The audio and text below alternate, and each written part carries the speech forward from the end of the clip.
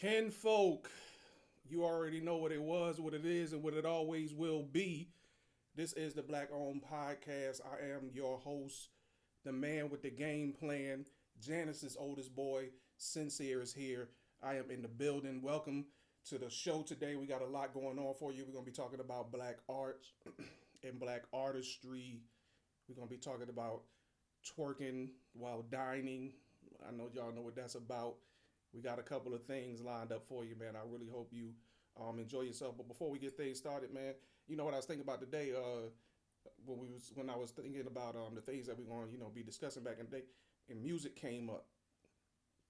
You remember back in the day we used to listen to like the what would they call that joint? The Quiet Storm at night. You remember that joint? When they, the dude be like, boom, hey, this is the Quiet Storm, and it was the music was the same everywhere. You know what I'm saying? Like the music, that intro music used to be like, yeah, that music. What happened to that? Why won't have the Quiet Storms no more? Somebody bring that back. Somebody, anybody. You know what I'm saying? We, a lot of outlets, a lot of ways to do some things nowadays. We might as well bring back, the Quiet Storm. Dave East came out. Fourth album, third album, this week.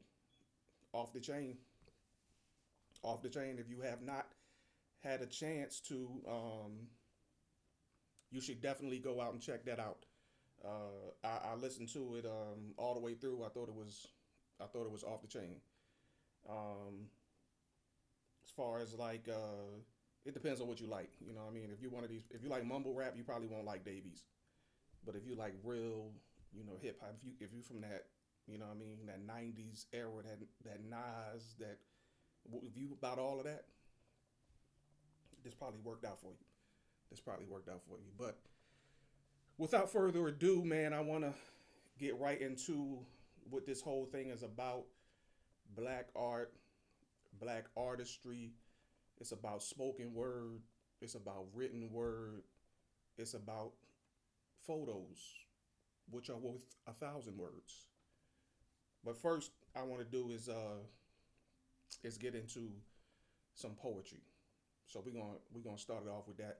I'm gonna introduce y'all to my main man's um, Hassan and Trap. Trap has a podcast of his own. It's called From the Desk of a Sinner on YouTube. If you have a chance, go and check that out. Real interesting content over there. But he's also very good at spoken word. But before we get to him, I definitely want you to hear somebody who I heard on more than one occasion, and I love his work. So without further ado, let's get to it.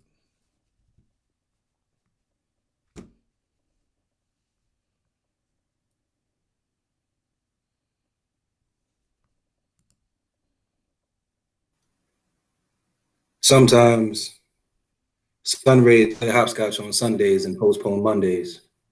So in my spare time, I go skateboarding down one ways.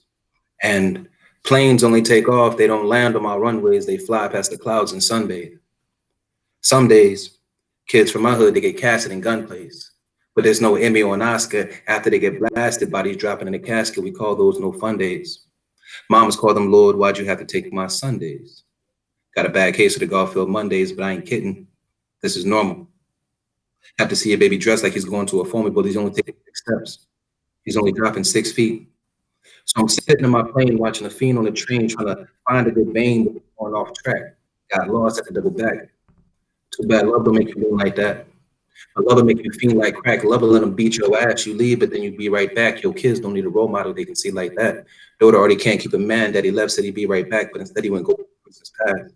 So by herself, many Christmas past, mom wasn't there. She was too busy trying to work just to get the cash. Little brother cash, she was tired just to beat his ass. Working 2 jobs, trying to stay middle class, trying to keep afloat like a Sunday. Because the monotony of poverty is so mundane. You see, it's a vicious cycle keeping psycho. Norman Bates being thrilled by Michael. Michael Brown was just Trayvon without the hoodie. Martin's dream, Mr. Softy, that's the Clanton's Woody, so he killed his bugs just to feed his good humor. Malcolm changed his plans. That was no rumor. X had found his true last name in a sinner. Bella hit him on Friday, so he can't speak his new truth on Sunday. At Juma, man, homie couldn't tuck his hand in Tupac no sooner. And society's a trip like a bad vacation. Like driving cross country, but your wagon stays stationed. And you waiting for a triple, right? And your best bat is batting for single because the 1% been hitting grand slams for years and they stats been popping like Pringle on lock. Reaganomics got you addicted to rock, and then prison industrial complex got you hating your pops. I mean, it made a Rolling Stone out of your pappy. And ever since they invented a crow named Jim, shit, I ain't seen a private investor more happy. They got stock in your mistakes, they plotting on your downfall. You can tell Hove, he can start watching the throne right now because Brutus is coming for his Caesar. He gonna fade that back, it's not the crown off. He gonna be standing there gasping, grabbing at his back for the knife that he used to do stab you. See, they stole your black legacy, chopped down your family tree, and used the wood to build Uncle Tom's cabin. Now they're just sitting there laughing in the backyards with a glass of lemonade, watching you shuck and jive the silhouette of strange fruit. But you know what? Let me stop telling you the truth because it's not what you want to hear. Matter of fact, it's your biggest fear. These days, I feel like that annoying ass gnat at the barbecue just buzzing in your ear. I tried to make it clear, but it's already been proven that broadcasts will not be televised, telegraphed broadcasts will tap to the Morse code. It's like they got a vicious hold on my vocal cord. I could spew secrets into my vocal cords, but you wouldn't hear me though. And if you heard it, you wouldn't feel me, bro. So these days, I just skip past the sun ray. Instead, the sun dazed. Pray for better Mondays. Thank you.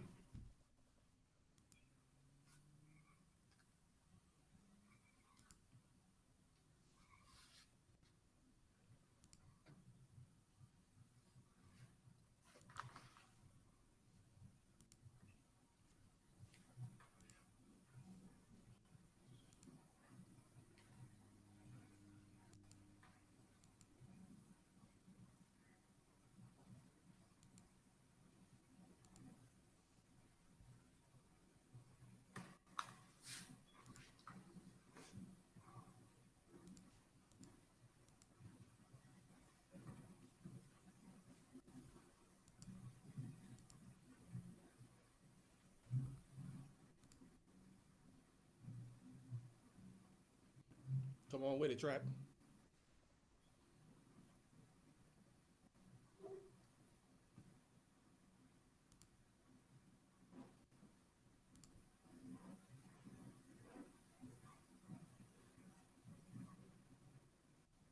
Trap, you on mute. I think you still got my voice on the broadcast.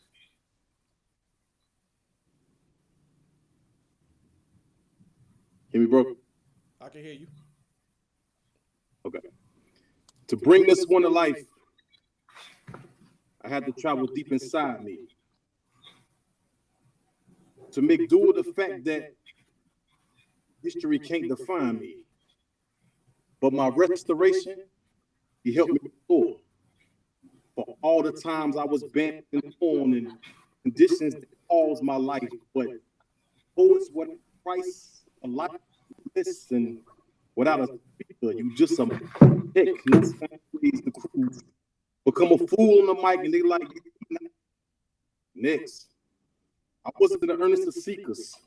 So my procedures were to blend in, not show like a feet. So I walk around through Christian song like I had my feet done, not knowing he was the strongest when I was the one, knowing he was the reason when our feet was to reach one, but I was that one reach. Speech I could speak for unique at times. I was almost okay, but I had a couple of sad days and I need help out of my own grip. A slave I was. Tended me. It changed me and it affected me. Came in contact. Mainly me. See, I couldn't keep what my mama seen about my life, so I ran around saying, I'm gonna get it right. But even when I thought it was right, it wrong, and without fixing the size, my bones was throwing, no how hip my blood ain't flowing. But I was a notion of a mention. I wasn't even worth your attention. I wasn't even able to keep a God commitment. I fell to my own self-destruction, own man. I was seeking God for help. The head became the foot. My brains became my arm. My heart wasn't pure, so it wouldn't sound the alarm. Without the alarm, God wouldn't respond. And by the time I realized that my body was gravely harmed, so I bonded with my brother, said what I needed them to, but remind them to tell me Now, proof is what's shown, not with pictures. My only kinetic energy was in the heart. I had potential vision. I was an undergraduate of Christ, but I kept running back because I lacked vision. So I covered it like a cornerback, back. But the safety wasn't aware, so a bomb was always there. Safety. I had to come to terms with the consequences to save my country. It would not save me. Even though I made that leap of faith, December 18, 2001, said then son, trade me. Behold the applause of a new birth. I was encaged afterwards with the new pain. I was the center with a separation and damnation for them. I put on the weight of sin. I looked then. I was rocking my transgressions like a winner, but I was able to stick with church from the mix like a blender, a through and fro guy. Everywhere the enemy, hold the lender, grace said to me, come to the bodybuilder so I could end it. And I put your heart back in your place so you can do this race. And I put your eyes back in your face because your sight to see should be fighting me. Mouth should be reciting. No one twist and turn. I'd rather you imitate my words like you fight. And no more sightseeing. Your life breathing, speaking Christian people. So rip the receipts on because this cost was paid for and the mortgage was on you, but now foreclosed. So now I see you out to the world more bold to find people like yourself. You take your part to knock yourself. Before the universe started, and the beautiful ones on the centerfold stars, all beauty fade, but the word stays. Why we put our faith in stake for pretty faith? That's how it goes. God's the coordinator. Even in his haste, he the master thesis. Master this too. This the cool and the forecast is also is coming. Is predicting you. God bless y'all. Thank you, man. Hey.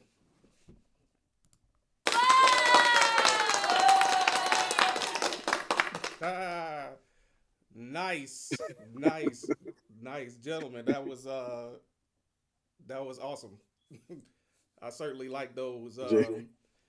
One thing I have always wondered, and I'm gonna pose the question to you guys is when you're writing, where do you go? Like where do you go to find that material? You got it, bro. Go ahead, Hassan. You can take yourself off mute. You hear me? Yeah, we can hear you. That's my walking around. I'm thinking about all the stuff that I'm seeing on TV, when I'm seeing on the news, when I'm seeing in the neighborhood.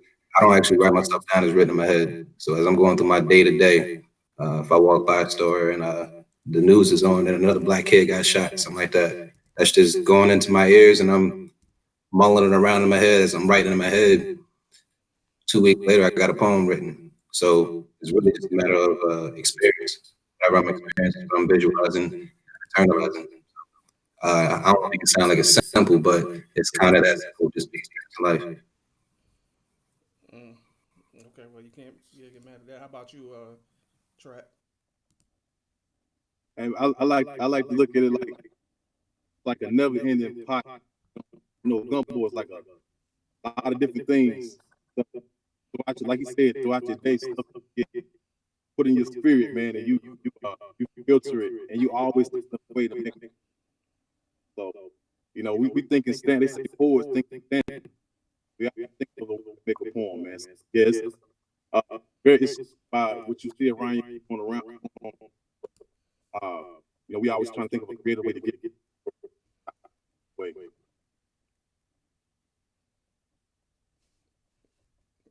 You muted yourself, Trap.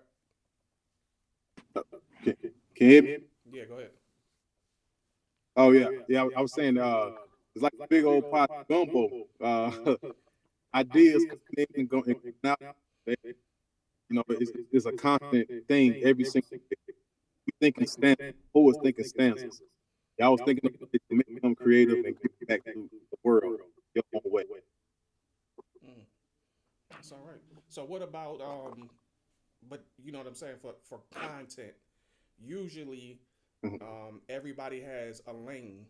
You know what I mean? Like I could just off of what I hear, I could tell that Hassan is he's a lot more into what I'm saying, the surroundings of what's going on and kind of seeing that from a different spectacle.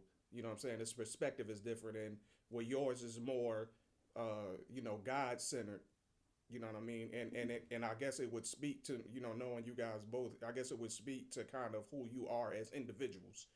You know what I mean? So, how much of that plays a role into what you write as well?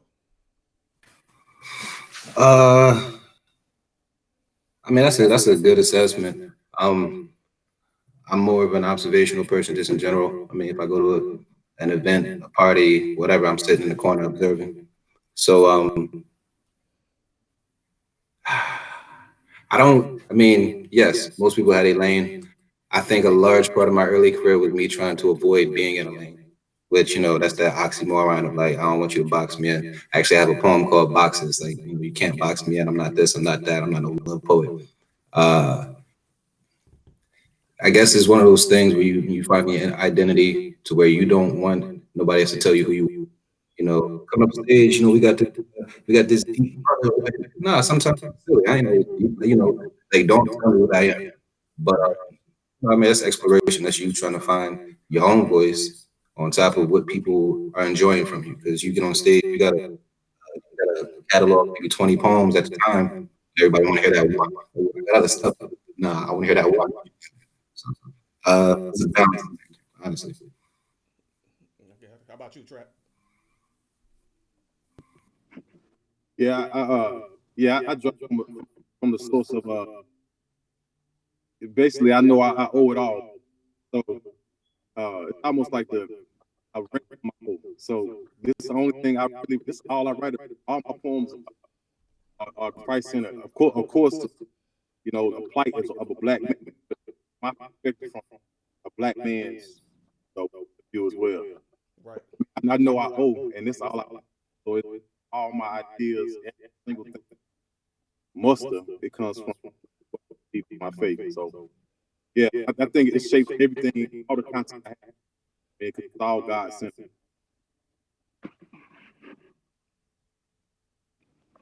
Well, whatever it is, um, you know what I mean. I want to thank both of y'all for coming on, giving us a little bit of your time and your talent.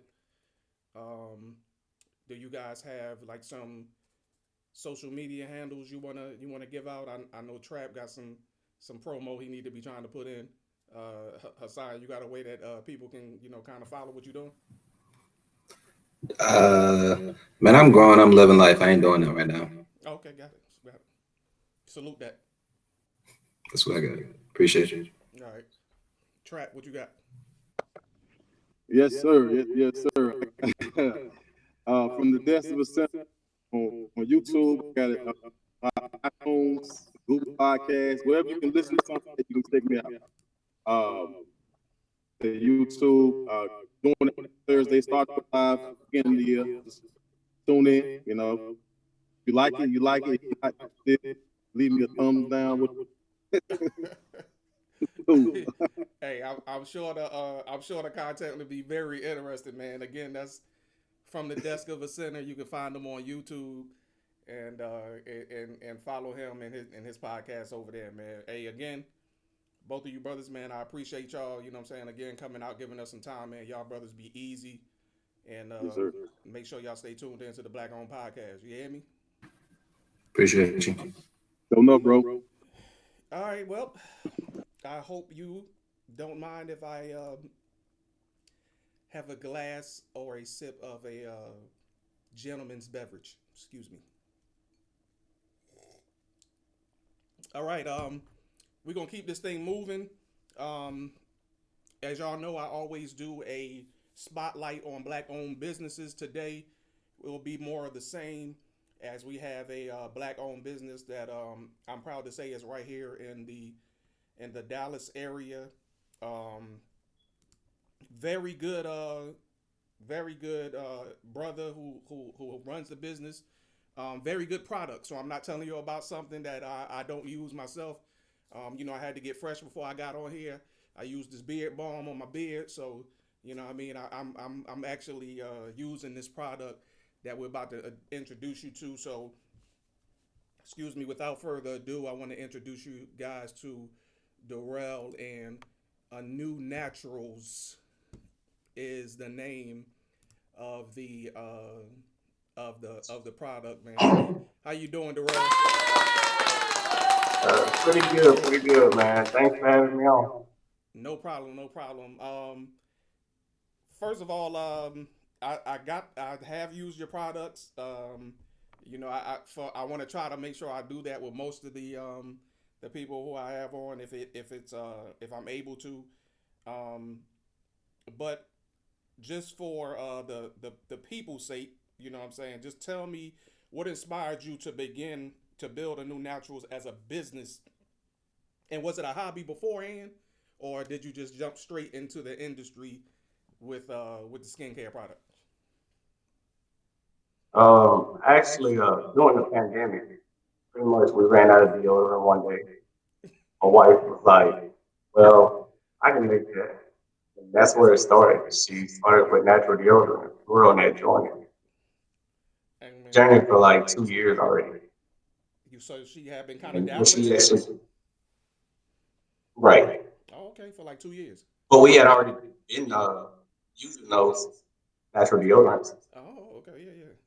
Yeah, matter of fact, that's one of the things that I got because I have been, one of my friends, she's like big on, natural everything. She eat healthy, all this kind of stuff like that. So I did want to kind of see what the whole natural deodorant thing was about. So I did get it from you guys, and I like it. I can't Thank you. front, man. You know what I mean? And people might just be thinking I'm saying that, but I challenge you to go and get some of this natural deodorant, and I bet you'll feel the same way I feel about it. It was one of those things. Pretty much what we were using before, irritate your skin and everything else, it was all natural. Right. So my wife being a nurse, as well as myself, we researched everything and came up with a way to formulate it in such a way that it doesn't irritate your skin. Right. So tell us what makes your products different from any other skin and beauty care products. The fact that they're all natural. Usually what you get on in the stores and everything else has so many preservatives and everything for shelf life. So we want to focus on 100% natural, especially with the pandemic and everything else going on. Your face is pretty much what's exposed to a mask a lot of times. Right. And so you start to see the bumps and everything else that go with it. Mm-hmm. And with that being said, it's like the rest of your body. If you don't take care of that, then you're not going to be happy with what you look at every day. Indeed. So we researched all the ingredients to make sure they had antimicrobial, antibacterial, antifungal properties too. Yet all natural. So other than all natural, what other kind of qualities can people expect from your products? To look good and to feel good. And the smell is amazing. Yeah, That's what the catches smell is everybody for it to crazy. be a natural product. It's like, wow, this is natural. Yeah, the smell is especially for the body butter. Like soon as I take the cap Right. off of it, my wife can smell it like automatically. It smells that good. So it's a really good product. Um, what would you business is business, correct? So no matter the Right. industry, and what was one crucial business element that you learned through a failure or a mishap along the way? Pretty much our products are not going to be for everybody. It's for Mm-hmm. those who really want to take care of themselves and not cut corners. Look in the mirror and just really feel good about yourself and not get something quick off the shelf that's been sitting there. You're taking that time to pause. So that's what even the name stands for. It's pretty much to do with like step back, understand who you are first. Right. Then you can handle anything else in life. Hey, that's a strong statement. It ain't for everybody. You know what I'm saying? Spiritual. Yeah, you know what I mean, and that goes along that goes along with a lot of other things. You know what I mean, but we won't dabble into that right now. Um, Right. my next question is, what would you say to others who may be trying to get established in business, period, or in particular the skin and body care industry? And what was the one thing you wish someone told you? What I would say is pretty much never give up on your dreams. Um, hold tight to the foundation that you have. Um, Mm, and I think that's what it means now to even understand what spiritually grounded is. I wish somebody would explain what that meant beforehand, because right. it can literally break a relationship, break you emotionally as a person as you start out. So it's one of those things where you really find yourself, and that's what makes the brand unique. Is that everything's there, what we use for ourselves and become happy with, and then we say, okay, now it's okay for your family. Mm. Hey, that's a when you say break, what do you mean by that? It may break. It don't let it break you. If you're not strong and who you are spiritually, then what happens is you go out there and you get disappointed with those. In the middle of a pandemic, you mind smelling this, and Yeah. you're not used to those looks people give you. Like, what? Where's the label? What is this? A little Yeah. bit of that groundwork in the beginning that you find yourself. Like Right. it's like, oh, okay. Right. Right. Speaking of that, how did we meet? Whew. We met pretty much at the gym. I was stepping out on faith and pretty much prepping some stuff in the car, and I saw you sitting next to me. And I got out and I said, "Hey, excuse me, you mind smelling this?" And you actually did. I appreciate it. Yeah. Yeah. Which was crazy, but anybody who knows me, I respect anybody's hustle, and I am an avid, supporter. I go out of my way to support um, black-owned businesses. So I already knew what you was doing. I ain't want, you know what I mean, and I know how it feels for people to be, extra rude or kind of dismissive in any type of way or whatever. So I definitely didn't want to do that, and I'm glad I didn't. You know what I mean? It because I benefited from it. Like I said, I have now what like 3 or 4 of your products that I use, and I haven't been disappointed in any of them. So it worked out well for me.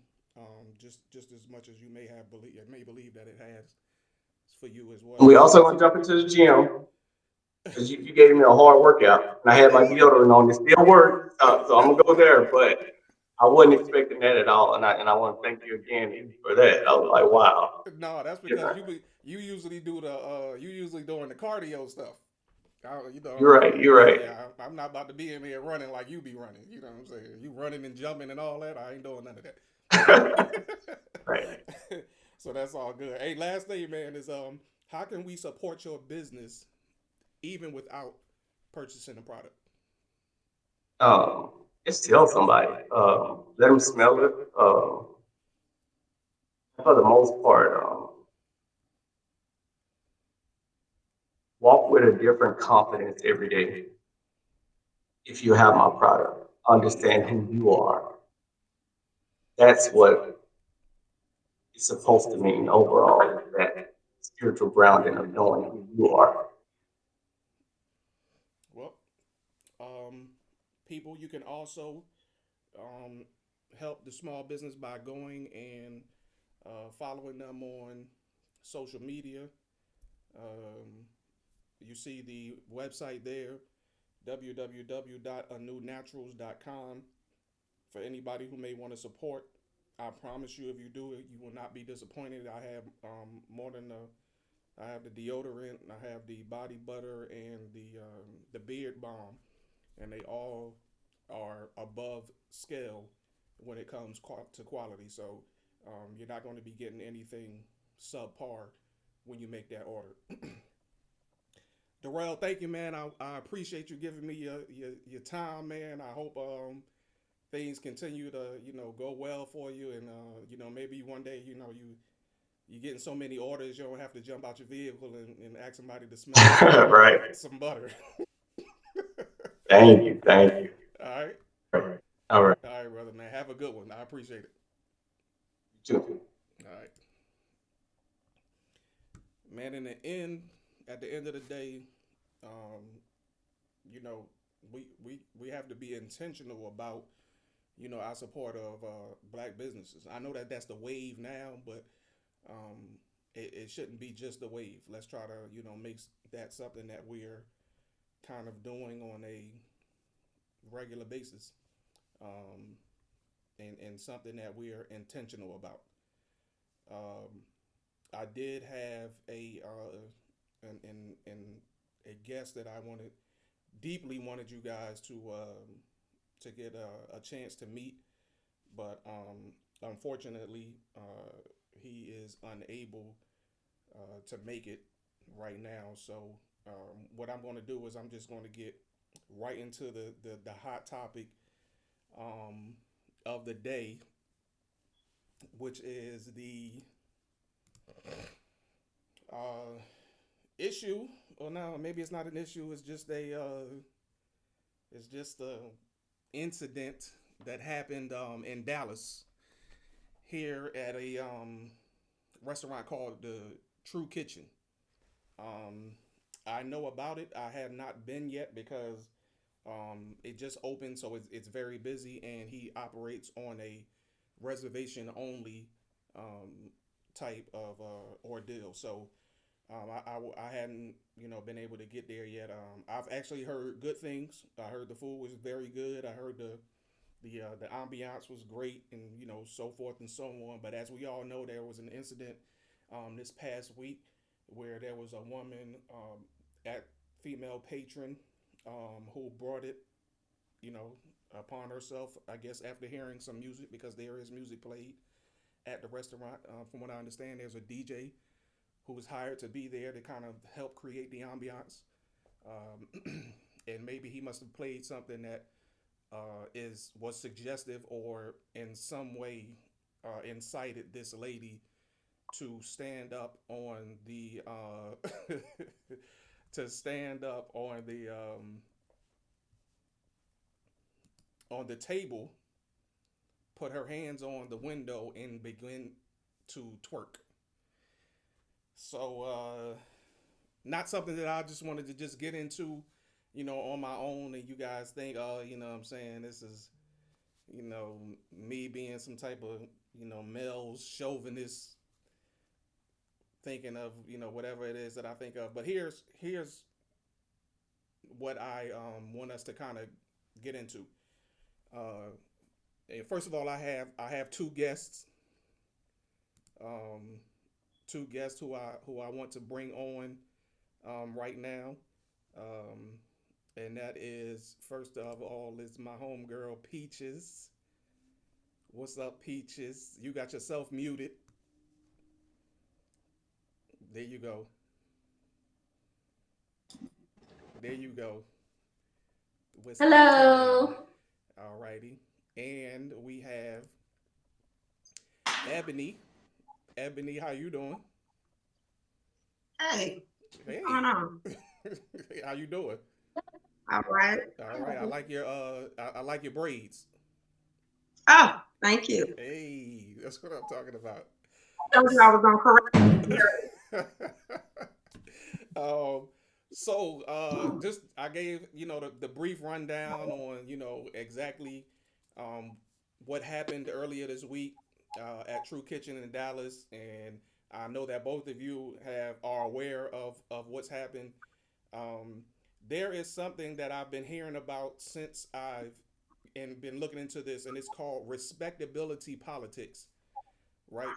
And what they are saying respectability politics is what the owner violated by saying that, hey, you should not be twerking, and then turn around and tell her to get the fuck out of the establishment. Evidently, that is a area where it should match. I guess he should say something different or whatever for him to not be in violation of any type of respectability politics. I have a lot on my mind that I want to go into, but just in general, Peaches, what did you think when you heard about what happened and after doing some reading about it and all of that? I'm conflicted because I understand where he's coming from. I understand where he went wrong. So while I understand how we are about our businesses, that man put $1 million in there to create a ambience. You're paying for an atmosphere.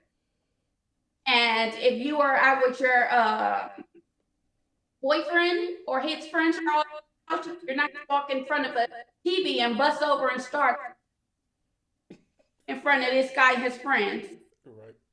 If you're out with your grandma and your mom and you guys are having a dinner, which I'm guessing there were several in that type of atmosphere, you're not going to get up if you're with your mom and your grandmother and bend over and twerk. It's a time and a place for everything, and that wasn't it.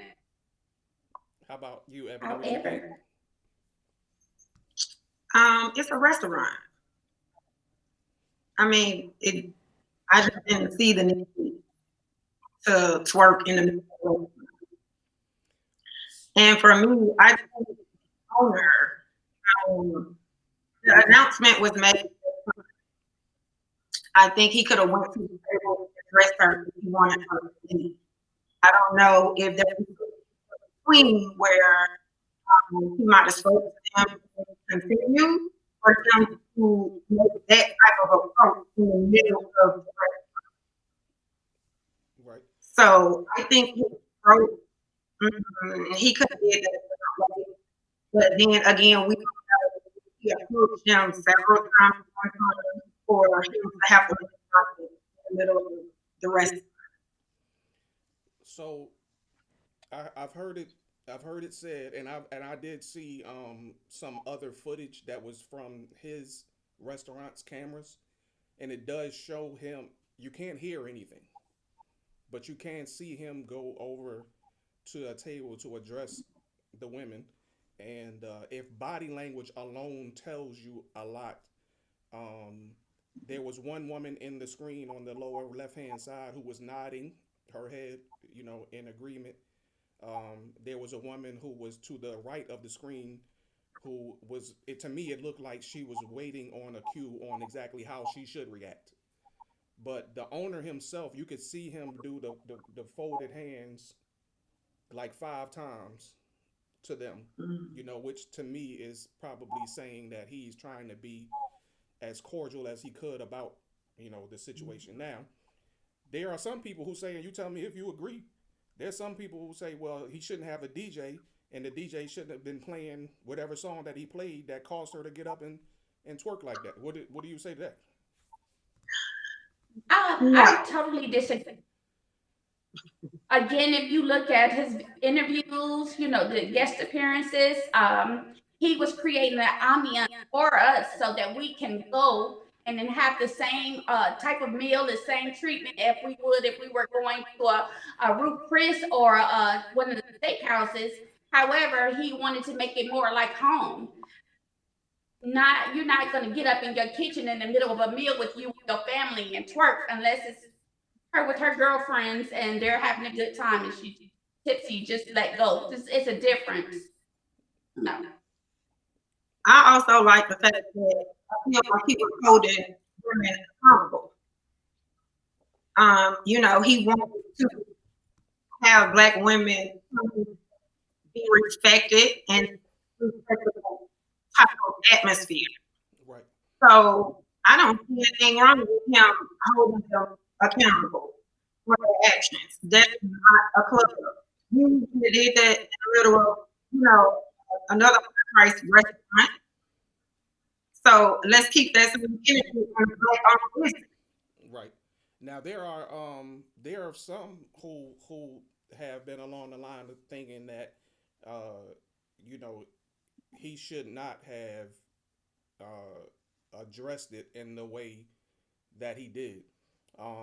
Meaning that even if it had been two or three, two at least from what I've seen times that he was spoken to her beforehand, he still should not have gotten to a point where he spoke to her in the way that he did, and to end with, get the fuck out of my restaurant. Um, and for people who talk about the music, oh, well, the music was loud.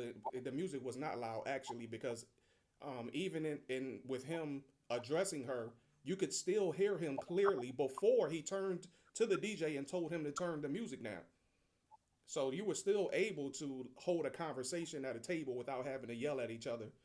Um, and so I wouldn't say that would kind of be, a valid point.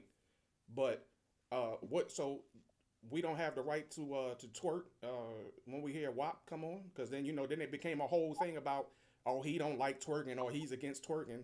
And mind you, I just want to say this, because we keeping it a buck here, is that a lot of the people who I've seen come in for him were black women, saying, oh no, we should be able to do that, and so forth and so on. And Wait. You breaking it. You got a topic of. I got like four answers, and I'm trying to keep it down. Like Deontay said, it's a time and a place for everything. And us, all three of us, we have a military background. Go Navy, but that's in the past. We're doing big things now. Anyway, we know that it's you get a reaction. You get more with sugar and. Can we come on? yeah, go ahead. We get more with sugar than shit. Mm-hmm. And depending on the situation, sometimes you have to set an example. Right. I think that he's passionate about his restaurant. He put a lot into it, but I also feel like he shouldn't have been the one to handle that situation. Okay. Where's your floor manager? If you know that you have anger issues, and on top of that, you got the first black upscale restaurant in Dallas. You doing big things. His head is. I didn't like that. He said, "You can get the fuck out. I don't need your money. You're catering to me." Mm-hmm. So the conversation could have been. He could have said the same thing with Pat. I know how to tell a motherfucker to kiss my ass 10 ways. It mean the same thing to me, but how you hear it would be how you gonna react. Now, if we at a funeral, I might give you a look. That means kiss my ass. Mm-hmm. But if we're somewhere in the setting, I'm going to tell you to go that way smartly in a manner where people can understand what I meant, but they can understand how I carried it. He was unprofessional. You running the business. You want to get in. You doing all. You want to level the field. You want for your 40 acres and a mule. How can you not sit in an establishment with your own people and expect people to invite you into a boardroom, and when things aren't going your way, or the shareholder responsibility shifts to something that you don't agree with, that you're tell them to get the F on and F you guys, that's stage you're setting. So who is his audience, intended audience? Because it's 2020, it's cameras everywhere. Is he said the message for everybody? Don't come up in here with that hood rat stuff. This ain't the place. You won't get in. Or was he? I don't know. I don't want to call him on some Uncle Tom stuff like nobody safe. I'm gonna push this over to Ebony because I done drug on long enough. But his delivery was out of pocket. Ebony. No, I agree with that. He could have did that a different way. If he spoke for her at the table, he could have stressed the point that I'm actually believe it. Period. Right. Antoine. Here's my short issue with the whole ordeal. Correct. So he's saying, hey, I did this for us, for the culture, so forth and so on. I got it, you know what I'm saying, and I agree. However, there is there is something that speaks more to accountability, as Ebony was saying earlier, where we will not allow one another to hold each other accountable if it is not the way we like it, right? So he went and spoke to them several times before then, at least two that I know of from the clips that I've saw. Again, they were from his restaurant, so there was no audio, just the videos. So he went over to talk to somebody two times to ask them, if they could quiet down or whatever. Now I don't know if she twerked the first two times, or if I don't know what was going on then. I don't know if the twerking just happened last and that was the straw that broke the camel's back. So I can't really speak, what I'm saying, to that. But this is what I will say. And if maybe early last year, there was a rash of um, incidents where we had Asian males beating up black women inside of their nail salons, right? That was in Cleveland. Yeah. So I mean, and Detroit, a couple of them happened. At least two of them that I know happened in Detroit as well. And Yeah. there were people on the ground in those places who were males, black men, who went to these places and said, "No, we shutting it down. We're not allowing y'all to do A, B, and C to our black women and just think it's going to be all good, right?" The next We had an day, incident in Cleveland at a gas station. They shut the whole gas station down because one of the workers assaulted a black woman. I think it was on 123rd and Superior. You Google it, you'll see the Zulu Nation is I seen that. a motorcycle team Yeah, yeah, group or gang. yeah, I don't yeah. want to call it a gang. No, no, no. But I know what you're talking. I seen that. I seen Right, that. they stood in and they took a stand, and I feel like that should happen more often because So if it how we're does, depicted gives everybody else the idea to be like, oh, they don't care about the black woman. You know, they twerking thoughts. to my So why point, I gotta respect them more than them? to my point. So here we are at the Asian nail shop. You had a black man go up there to say it's shut down, blah blah blah, this that and the other. The next day there was a line of black women waiting for this place to open back up. When he arrived, when Nails he is showed on back it. up to say, "No, we shutting this down. We don't need to give y'all." They cussed him. Get the hell out of here. You better go. So I need to get my nails done. Oh wow. There was another instance where the man came on site. He was already prepared. He had his wife there, and he bust out all of the windows. He knew he was going to be arrested. He bust out all of the windows, and the black women on the inside were upset with him because again that was in retaliation to something that they did to a black woman. My last point is I don't know how or where this happened or how factual it was, but I do remember seeing a black woman walk into an Asian nail shop and pass out flyers to her nail shop or whatever, which is probably rude at the very least, or whatever. And um, she was like beat up because of that, to where they were saying no, Oh, yeah, you know what I'm saying. So when you think about all of those things, because I'm trying to look at it as the whole and not just the one incident. You know what I'm saying? There has to be a point to where some accountability is had. And if he is, yes, and but the it goes owner in is the way saying, you raise. huh? If you look at it this way, say for instance, you live with your brother. Mm-hmm. Y'all fight. I mean, fight, like crying, throwing stuff, chasing with knives, stuff little kids did, right? Guess what? If he go outside 30 seconds later and somebody put their hands on him, what you gonna do? I'm gonna handle that business. Okay, so I just feel like they have to think that whole since when you look at it as a ethnicity or a culture as a whole, I can do this to him, but you better not put your hands on him type of thing. Right. If you look at it, you see what I mean? So because they feel like they black and he's black, they can do something that they ain't got no business doing. But had the Chinese people got up and wanted to attack them, the situation would have played out totally different.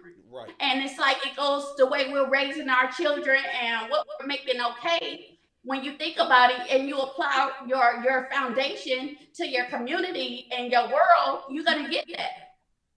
Right. Right. And that When kind are of we speaks as to a the culture? point, because the point that speaks to is, even in those situations where women were being physically assaulted, they still went back to those same establishments, right? But Just here, like we go back to y'all dudes. I was about to say the other word, but there I you know go. you getting saved. You know, it's they creatures of habit. Even though they did all that, they went back to that nail shop. But y'all don't say nothing when we lying back in the bed and wrapping our legs and putting the booty on you. Hey, Oh, I'm gonna that's shut up on that one. cool. I am going to shut up on that Yeah, one. yeah, that's cool though. You know, Yeah, especially say yeah, what you know. you're right. What you were saying, Ebony? But it's a way. It's a way around it. We can't continue to patronize them if their business if they're gonna attack us. And we have to learn to fight with words and not our hands. Right. So, once you put your hands on me, that's a problem. But this is what I can do. I can take you to court. Facts. Now, I learned that. I'm a true believer. I used to fight with my hands all the time, but I learned a different way because it don't get you nowhere. So when you learn to hit people in the pocket, Okay. oh, they approach gonna be real different. Right. Right. And in the grand scheme of things, I can't say that I'm 100% that he was right, or that I'm 100% that he was wrong.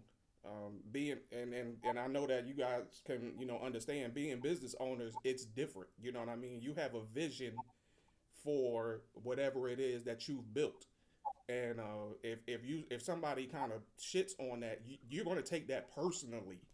Yes. You know what I mean? You're going to take that personally, and maybe I did hear his apology. I can't. Yeah, you know what I mean. I don't know about it. You know what I'm saying? Blah blah blah. But that was cute though. That was yeah, really yeah, it was cool. You know what I'm saying? So I mean, there's a time and a place for everything, and that stands for correction as well. and that goes to show that if he knows he has this passion, I hope that he take this as a learning experience. Indeed. No, you put people between the captain and the enemy for a reason. Mm. If you know that you're not a person and you in here because it's a business. If you learn business and you working on your business, business is across the board. Right. So you protect that. Not only that, you got a corporate social responsibility to your neighborhood, your community, your people. He violated that, and that's what it is. And he put himself in a position to violate that. Because are you the owner? This establishment is flourished, it's flush, it's everything. Who's running it? You running it too? Like you don't have nobody. Where's your cushion? You didn't protect yourself. Right. So if you in this situation now, you failed yourself. You look at yourself because you didn't protect the king. Where your queen? Right. That's a good point. Yeah. So now the question becomes, what do we do as people who want to still support a black-owned business, and what does he do to correct this going forward? What's your thoughts on that, Evan? That's a hard one. The mistakes are the evil already happened. So moving forward, you can set people in place so that you don't have to, for one, address your own customers unless it's you just coming out and making sure they enjoy it. Right. So you should have, like she said before, or somebody that's in the front of the house. So you don't have to take that away. Then, moving forward, it's just the way. I mean, in business, you gotta bite your tongue Right. because you do want your people to come in, but it's not just our culture, our black people. You want all type of ethnicities to be able to come in your establishment, but you don't want them to have to take a video and misconstrue about how you do this. Right. So, Should he you know, should he continue to play music in the restaurant? Yes, you know, his business is doing great.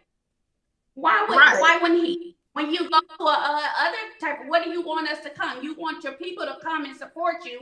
Y'all know we the biggest spinners because for some reason we feel like we have to out unbroke the next person. So he's in Dallas. He's in a central location. His clientele or his market segment is us. So going forward, he needs to cushion himself. Going forward, he set the standard already. We understand now. It went viral that that's not the type of establishment it This is. ain't the place for For that. some reason, black people want you to put signs on the wall in black and white. Do not run. Keep your hands right. to No, yourself. No twerking. So they gonna get up there and run next because you said ain't no twerking, but I'm gonna show them what I'm working with. Right. But that goes to showing us with the need and how the lines are blurred and classy is pretty much went out the window. So we're in the world of social media. That's the number one business mobility. I'm saying the wrong word, but yeah. So everything comes across here. You a brand. So regardless of what the situation is, you forgot that you represent a brand. Right. Okay. And another one, if you won't go to church, you in a nice restaurant. Y'all coming out there $200-$300 tickets. Yeah. This man got nice clear glass. You thought it made sense to go put your hands on this glass. Your mama would have beat your motherfucking ass. Her glass or her mirrors. Right. Again, keep it classy, never trashy. Every place isn't a place that you need to get attention. And if you want it that bad and you see somebody whose attention that you want, be the woman that you claim when you come into somebody in their DM as a woman and get up and approach the man. Granted that that's not tradition, but I want him to know me for my mom. What I can do else, that's a perk. Right. So what was the point? What the twerk was what? Well, there were some I saw some comments that were to the effect of that he was objectifying her by even acknowledging the fact that she was twerking, that he was. She objectified herself when she got up there. Everybody sitting down in the room but her. I mean, I think he should trying continue to to play his music Trying to as blend well. in or stick out. I think he should continue to play his music as well because, I mean, there are nice restaurants. There's one here called Table 13, and they have a live band. That don't give you the cause to get up and to start twerking. You know what I mean? In some ways, I feel like we might look for the cop out, but largely, I think with the way that he kind of approached her at the end, that was out of line. And Peaches, you bring up a outstanding point. He should have that buffer. He shouldn't have even been there. But then at the same time, I think I didn't mean it like that. I to make everybody feel at home. But he wasn't there on no kiki ha kiss the baby, take pictures. He was there to check shit. He violated. Right. Well, we know that in black-owned businesses, you work. You know what I'm saying? We don't start out. You know what I'm saying? At the house chilling. You know what I mean? And he came. He might have been cooking. I don't know. You know what I'm saying? So like, like I said, I do hope that this is a an incident that he does learn from. I still wish him in his business well. And I hope we all learn something, you know, from this incident. And I hate to see anything that pits black people against each other for one, but certainly black men against black women. I cannot stand to see that. So, um, Right. thank you, ladies, you know, for coming on, for sharing your thoughts about this situation with me. I appreciate it. You guys got anything you want to say before you sign off? No, I don't. Peach is gonna be back. She'll be back with us next week, co-hosting. Look forward to seeing you. Ebony, anything you want to say? No, I don't. All right. Well, it was good to have you, and you know what I'm saying. I see the baby hairs is on fleek.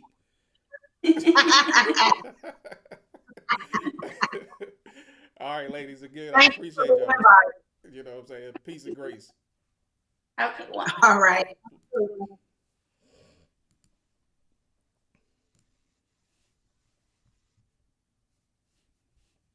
Yeah, that is. But we do have one more guest in store for you guys. Um, Again, this is about artistry and art, and we've already explored the written, I mean the spoken word, and now we know that you know, a picture is worth 1,000 words. So with that, got my man Hugo Gray with me. Hey, What's up, King Bless? what's happening? Not much, man. Can't call it. Hey, good. So for y'all don't know, this is my man Hugo Gray. He is a dope photographer. You know what I mean? I know him from when he was when he first started, when he first picked up the camera, and now you know he's doing big things out there, man. What's good with you? Hey, man, just trying to survive, trying to still be a student. You know what I mean? Yeah, Make I hear you. everything better. I hear you. So photography. Tell us a little bit about it. When did you start? I started photography maybe about 4 or 5 years ago. Right. I was heavy into music, and I had owned a recording studio in Virginia. Mm-hmm. So I moved to Japan, and I wasn't really doing music too much. So I got bored, I got creatively bored, You got bored. and I always had a camera, yeah. And so I was like, I just want to start shooting. Okay, so through the process, through the 4 or 5 years, that's goes some of your work right there. Um, Appreciate you. Through the 4 or 5 years that you've been doing this, um, what have you learned the most? Uh, Different people's perspectives. Right. So what I mean by that is, doing like nude photography or like the picture up there, like showing a lot of the body. Everyone doesn't appreciate it, Really? and everybody's perspective is different. Hmm. I've had different females contact me and say, "Well, you show too much," and my response to them is, "Well, you don't know these women's story." Right. So, some women that I've shot have been self-conscious and don't like their body, and after shooting, they get a whole new appreciation for their body. Right. So, but different people's perspective on is one of the biggest things I've learned. I think that's actually pretty dope, man. Because I never thought about it. You know what I mean? Yeah. You know, you look at the pictures and you see You know, you see ass, you know, and that's just what you see. You know what I'm saying? I mean, you know, that's just with the regular, you know what I'm saying, eye, the amateur eye or whatever. And I'm gonna tell For you something. sure. Credit to you and credit to my son because he also does photography, man. And when you know, when you see it through a different lens, through the lens that you guys see things through, it really does put the artistry up front more than it For would sure. the you know, the ass. You know what I'm saying? How would you speak to that? um, yeah, because you know, a lot of people approach me and like, you know, hey, you know, that woman is beautiful, and you know, that ass is big, you know, and you know, to be completely honest with you, like a lot of things that people tell me when they see the image, I don't even pay attention to until I'm editing. Mm, Because, like, you know, for example, this picture that's up, you know, I'm making sure the light is hitting her correctly, and can cover her features correctly. right. You What know, else? and What else are you doing other than the lighting? You know, for a picture like this, because I thought this picture was dope. appreciate you. So posing, posing is a huge part of it because you know you don't want to do the same thing for every model, right? So like I'm looking at the position of her body. How can the lighting tell her story with the background and her body position and stuff like that? And also when I'm taking an image, I'm thinking about being imprinted, And you talking about what? getting it printed. Okay, yeah, getting Like it printed. how would it look on canvas? Uh huh. So like the picture in the back of me, or Yeah. there you go. When I shot it, I literally thought of just that. I want you to talk to me about this picture right here, because this is going to be That was a fun going to shoot. be a picture where somebody, oh, this is just ass. You know what I'm saying? But like I said, Well, and through you know you and my son, when I look at this, I see there are this texture, you know, involved. exactly, There's depth, you know, involved, and exactly. so you know, speak to that. So so for this particular one, right? So if you look closer, you can see like scratches and like you said, the different textures on it, the colors, and again, like you know, uh, people don't understand the story behind the model. Right. Like like you don't know if she's been down or depressed, and then like taking that picture right there uplifted her, Right. you know, and then the way her tattoos are and the colors in her tattoo, and then the colors of the branches and the leaves, and then the way the sun hit. All of those things take a part. How many Exactly. times? Let's say, and you know what? And tell me this too. How many times might you have taken that picture with her in that same pose before you were satisfied? Her toes was hurting. I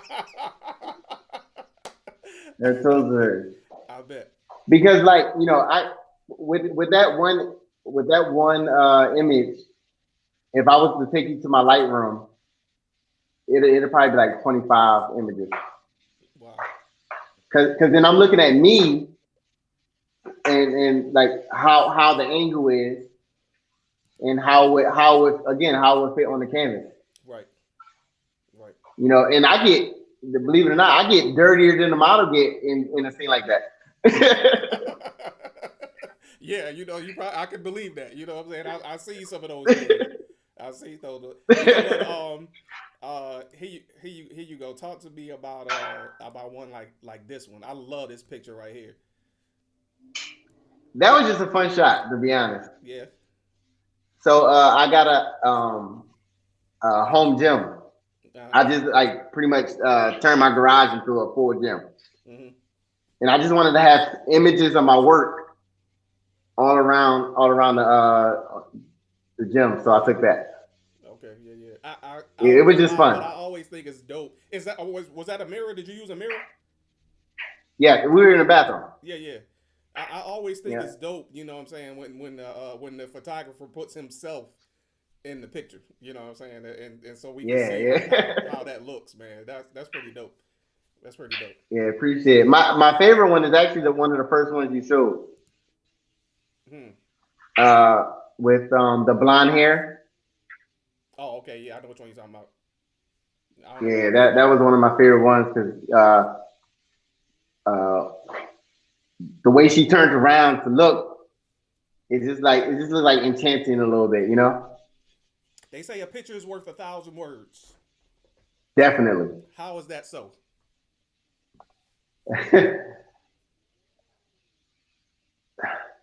So like I mentioned, man, a lot of the women that I've taken images of, right, have you know, have a story, Right. right? Self-conscious about the body, self-conscious about, you know, uh, why their last boyfriend broke up with them. It's just so much, right? So I've had women that been so self-conscious about their body they didn't want to do nude, period. Mm-hmm. And then they did it. Now they got an OnlyFans. You know, Is so that like it's telling the story of progression. right? So are like are nudes like a specialty? Yes, I will say yes because the body is a creation. Right. Like, are you gonna take a Picasso and throw your own paint on it? No. Exactly. You know, the body is just like it's its own canvas. Mm. You could put if you look at the I'm doing a series called the Hugo theory, Right. right? And it's explaining everything we're talking about. So there's an image I have where the model is like covered in dirt in absolutely nothing around. She's on the beach, the sun is hitting, and you could just take that picture and hang it on the wall. Really. Like it's probably one of my best works. Mm. And Now I know that when you first began, you yep, did a lot of pictures of like outside. You know, I mean, yes, I know one of my favorite pictures was of the Japanese taxis. The thing that you yeah, did, I thought that was a yeah. dope picture, or whatever. What do you still do that? And if not, how did that transition from starting there and being where you are now? Honestly, I had one of my best friends in Japan. He's the one that told me to, hey man, you need to do landscape, or you know, you're shooting too much of nothing, Mm, and people want to see the world. Like, oh man, right, you know. right. That looks And familiar. I do, huh? I said that looks familiar. But I do. It's just right now. It's really nothing. I don't move around like that no more to take pictures like that. Right. You know, COVID got us all locked up. Yeah, facts. Yeah, that's a fact. That's a fact. Well, So, have you had any of your works published? yes, yes. I'm published maybe 5 times. Uh, how did that? Tell me how That that first one felt when you got the call. honestly, it felt weird. One of the editors, he really liked my work, but he wanted to challenge me. because I was used to shooting on digital. Mm-hmm. So I was going to Australia, and he said, "I'm gonna set up everything for you. He just need me to go to Walmart, get a disposable camera, and shoot with that, and see what I can come up with." Wow. Crazy. And I was like, "Bro, I don't know how to shoot with digital. I mean, with a disposable camera." But it is actually like came out pretty dope. That's what's up. Do you Came have out pretty a dope. do you have somebody who you would like consider a confidant or a mentor for your work? Yes, yes, definitely. There's this photographer in Japan that I met, and we're like family now. My kids call him uncle, Mm. and he's one man. He's a hands down amazing. He shot for Vogue and big magazines, Right. and I went on a couple shoots with him, and I had my original thought was negative. Mm-hmm. I had negative thoughts about him. Right. But after shooting with them and learning, I gained a whole new perspective of life and photography. Oh, okay. Because like it's you're the when you're shooting the image, even though it's the image, you're still the director of that scene, Mm. right? Right. So the model may have no experience whatsoever.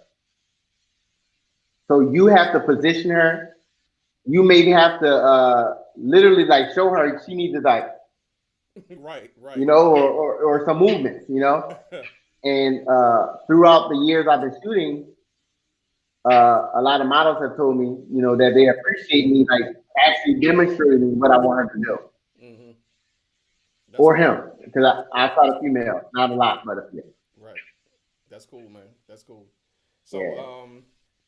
what would you say was the hardest or is the hardest thing about being a photographer? The hardest thing about being a photographer is the misconception that you're screwing all the models. Are you? No. No, I am not. Because that gives you a bad name. Right. It's actually hard enough to get what you're worth. Mm. Because I think my price doesn't really match what I'm worth. It doesn't really match what uh, I do and all the time and effort that I put in the image when I'm editing. Right. And then I gotta go to the area. I gotta set up. I gotta do pre-work and post-work. So it's a lot of like the shoot may be an hour, right? Right. But I have to scope out the area. So if it's in LA, I gotta drive an hour to LA. Right. I gotta look at what's around. I gotta look at what time the sun is at whatever position that we're gonna be in. Right. And then after that, I gotta drive back, then go back to the shoot, and then edit. So right now, I take probably about 30 minutes to edit now. Oh, okay. Yeah, that's pretty good. And then I'm doing like 8 images. Mm. All right. So, Well, and that's taking time away from a lot of things. my last question: how is photography art?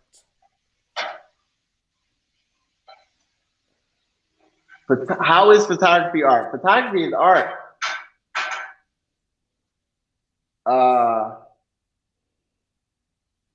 I'll put it to you this way. Art tells a story, Indeed.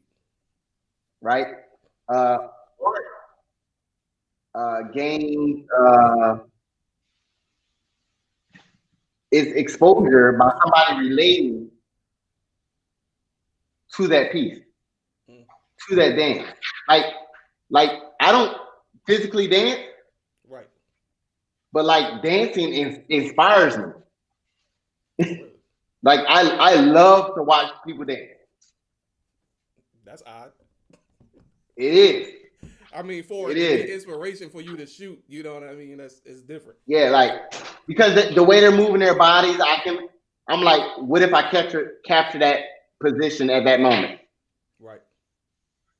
You know, and then when let's say a heavyset woman shoots with me, right? You got other heavyset women that are self-conscious about their bodies. Right. They see my art, and then like now they want to do it Right. because they're inspired by the image. Pictures worth 1,000 words. A picture is art. No doubt. I agree. Well, my man, I appreciate you. You already know, King. I appreciate you, man. That was insightful. You know what I mean? I hope you dispelled a couple of myths and also you know what I mean, like really just kind of like showed us what it is and what it means to be you know, a photographer. You're not just out here, you know what I'm saying, shooting ass. Yeah. So, you know, like I said, man, the I crazy thing. Go ahead. Oh, I'm sorry. The crazy thing that they say I'm just not out here shooting ass. I had an image posted on Instagram, and basically it was the reproductive part of a woman. Right. And it was pretty much covered with a leaf. Right. I seen that one. I called it each process. Mm-hmm. Right? And then my caption was about how beautiful the woman's body is and how it can recreate. Right. It was one of my most liked and shared images on Instagram. Wow.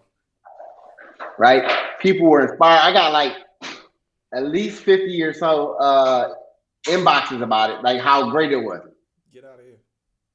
That's but then I had just as much saying that they hated it. and it was doing too much. You know? Course, you know and then, after a while, Instagram took it down. Oh, okay. Well, yeah, to be expected. You know. Yeah, definitely. I didn't expect it. Speaking of, can you let us know, how we can, follow you, keep up with you and your art? Follow me on Instagram, Hugo Gray Photography. And then my website is hugogray.com. Hugo Gray. Grey. Hugo Gray Photography on Instagram is all one word. Yep. And hugogray.com. Yep. Which I did visit. I thought the site was awesome. I don't know who did that, but it's a good site. I like it, man.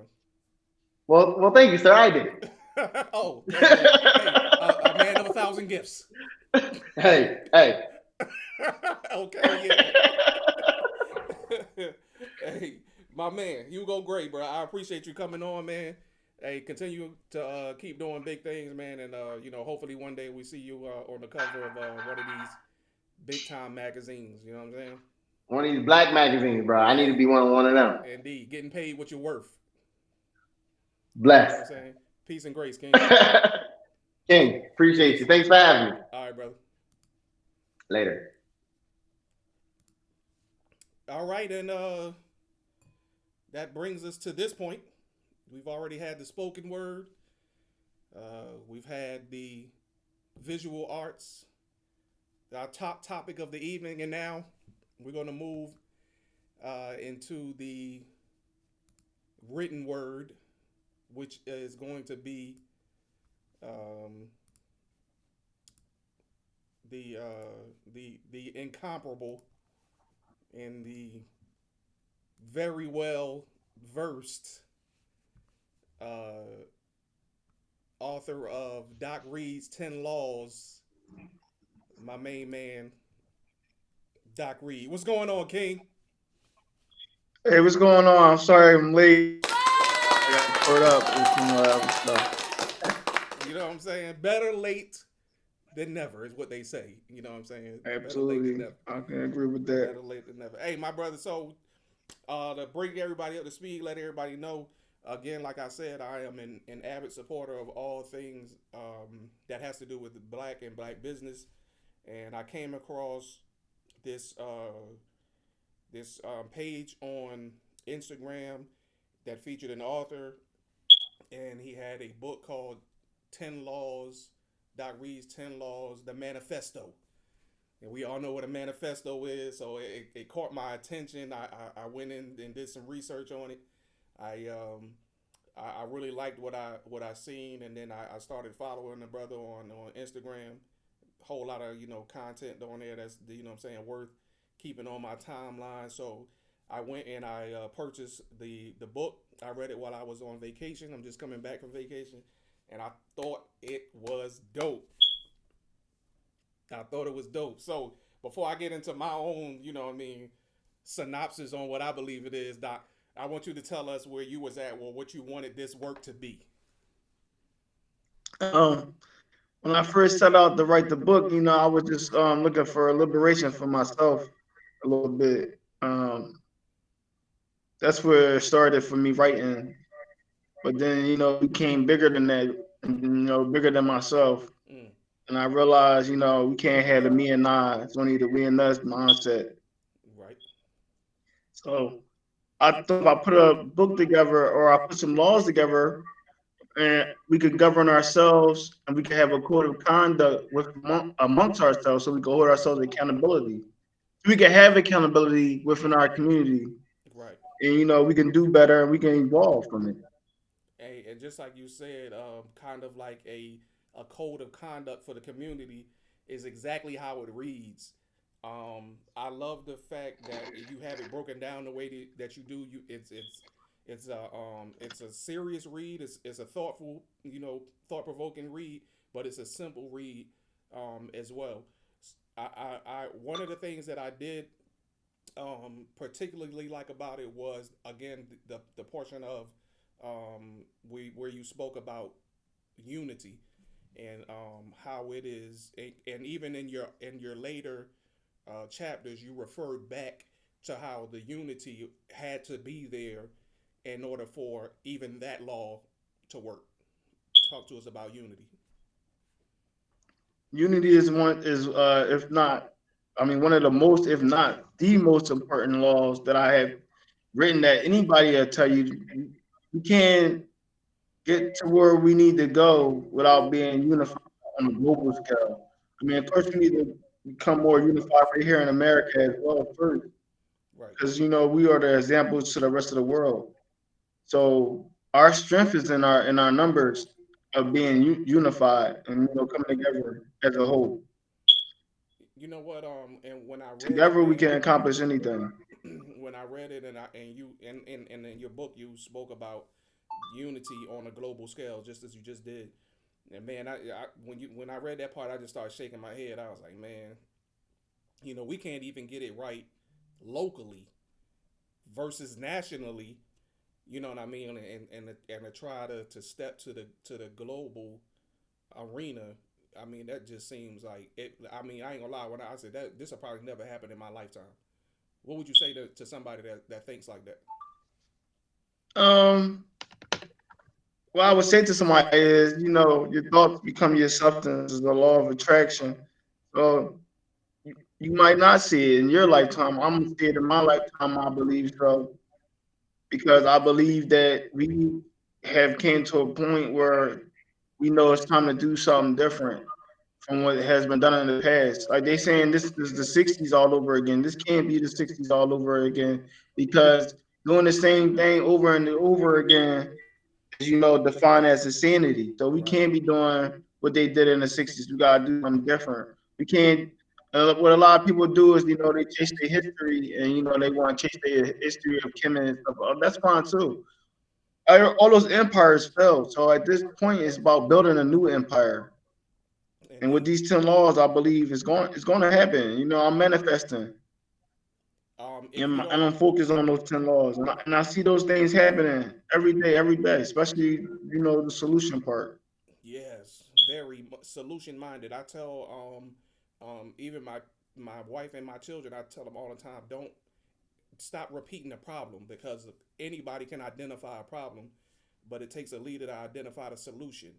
And in your book, when you talk about being solution minded, you talk about it in every facet of life.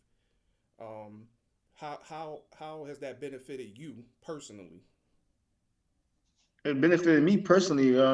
Really, being optimistic, not being naive to anything, has really, it helps you spiritually.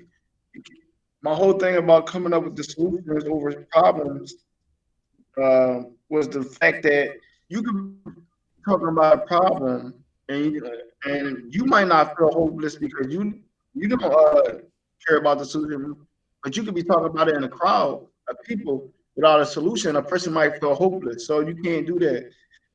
So basically, we just gotta be great with our words. With they say in the four agreements, be impeccable with our words. We Right. gotta speak well about each other. We gotta speak, solutions into our neighborhood. If everybody's talking about solutions, that's all we're gonna be moving forward to doing the solutions. I like that.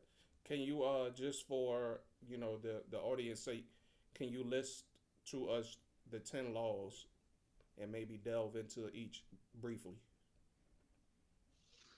Oh, you said list 10 laws and let you know a little bit of each one briefly. Yeah.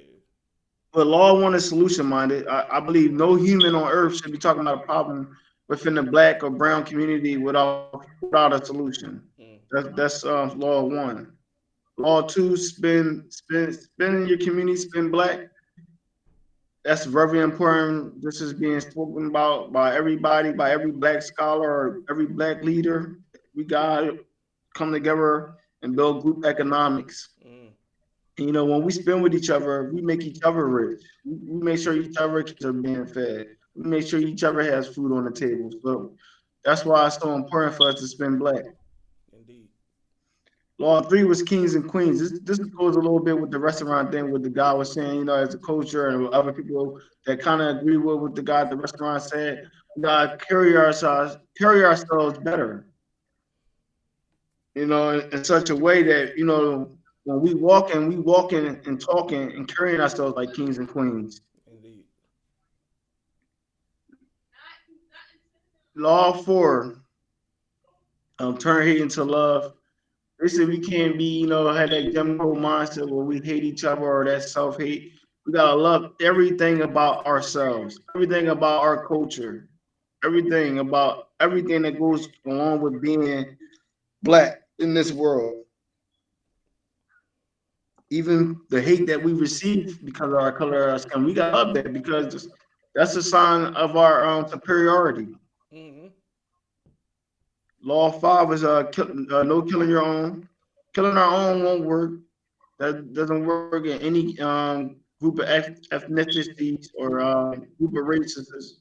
Group of race can't kill each other and respect. Though it's kind of sort of a little bit of a myth with the black on black crime, but we still don't have to have that in our communities because you know white is white on white crime and Asian on Asian crime. No, we don't care what they're doing over there. We need to fix that in our community and cut the gangs out and be one whole gang if we're going to be a gang, one whole family, No doubt. not fighting with each other.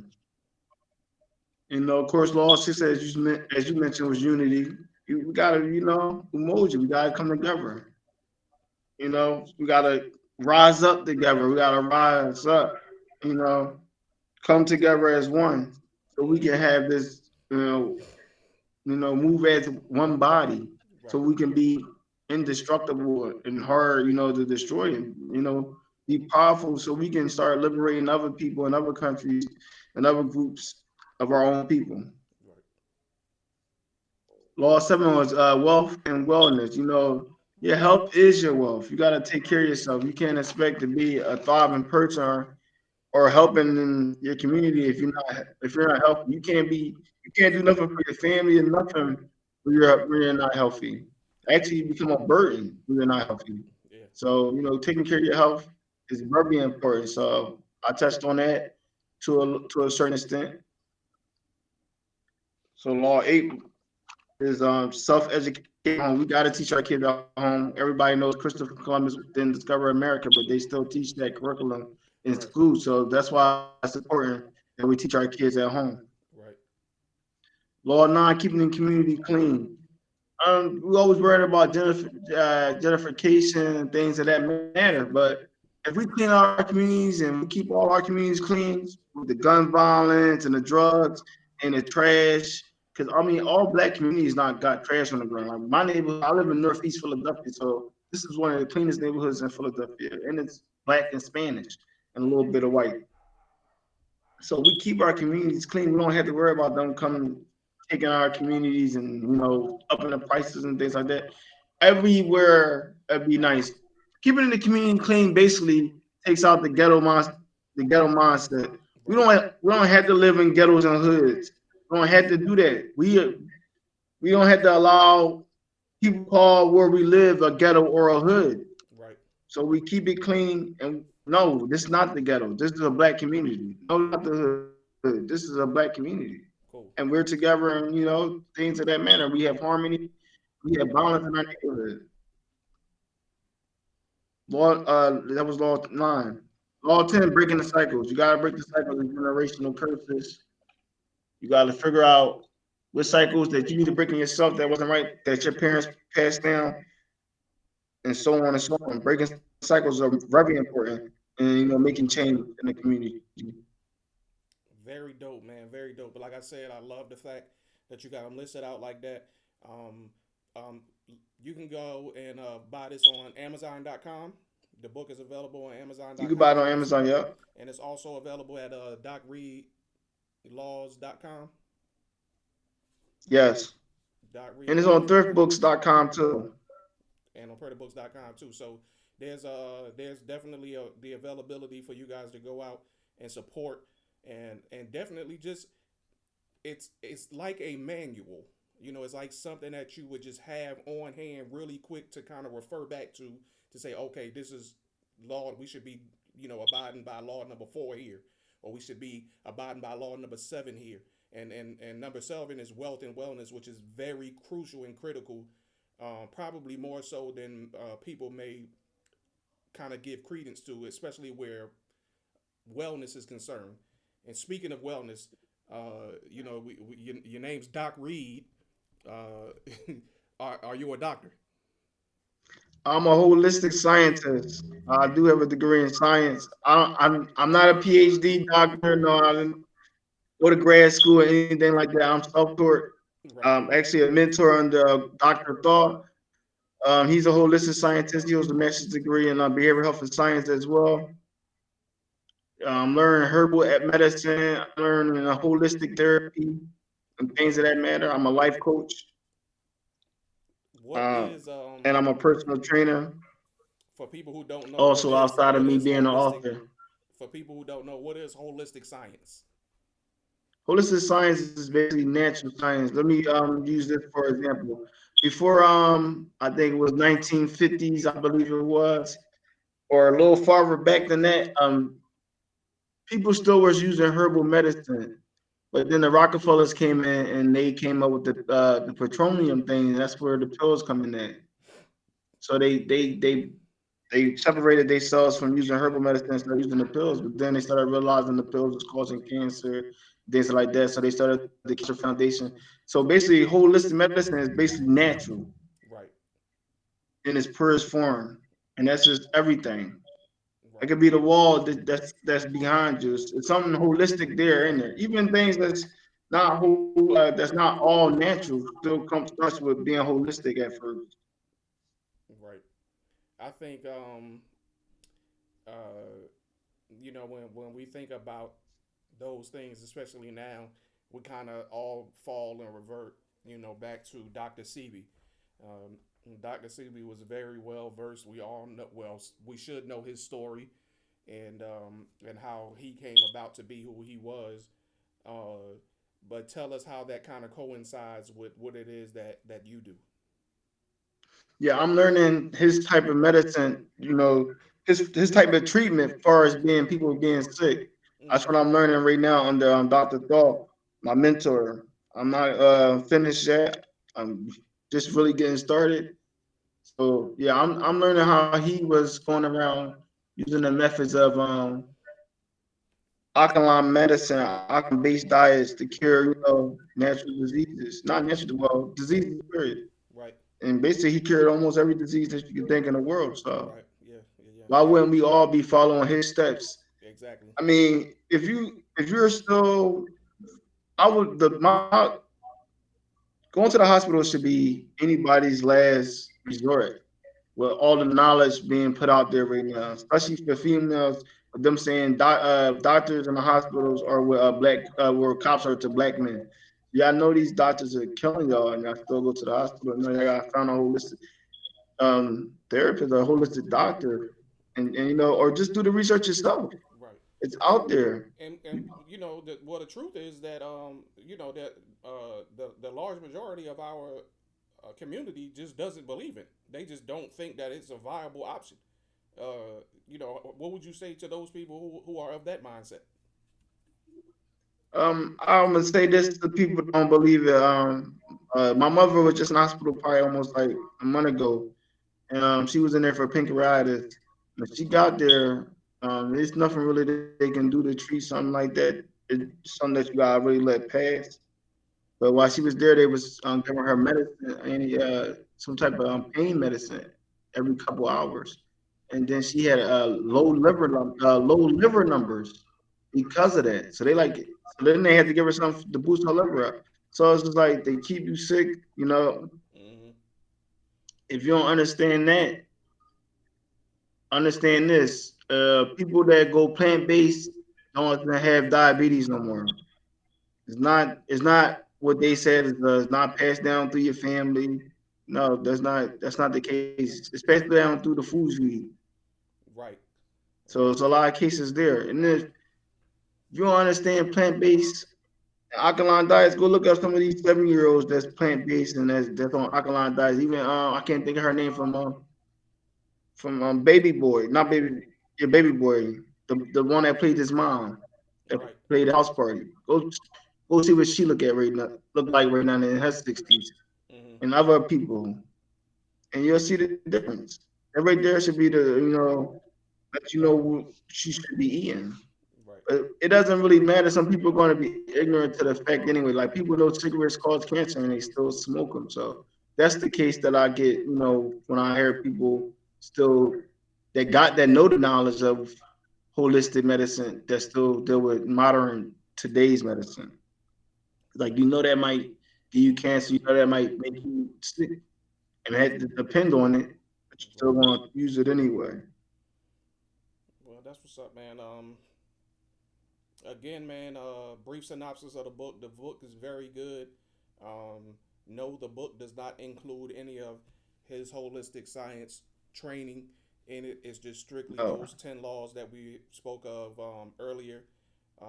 Again, I would suggest it, and again, as I would say, it's an easy read, but it's very thought provoking. Um, Anything that you want to say before we head out, Doc? I would just want to say I do apologize for being so late. It's I all won't be good. late next Thursday. Thank you for having me. Definitely, I would tell anybody that's looking to evolve their mind or learn more, or have more power over their mind, to really go out and get my book. It will make you more powerful mentally, have you thinking on a higher level. Is what I believe. To really be your true authentic self. Bet that. That's a dope. I really do appreciate you having me on the show, and I look forward to keep working with you in the future. No doubt, Doc Reed will be a regular contributor on the Black Owned Podcast, as he will have his own segment called The Fix with Doc Reed. So, if you enjoy his interview today, you're gonna really get a chance to see who he is and get a lot of good info from him. Continuing on down the line here on the Black Owned Podcast. There is his IG handle there at the bottom. I am sincere. This is the Black Home Podcast, and we will salute. Peace and grace to everybody. One.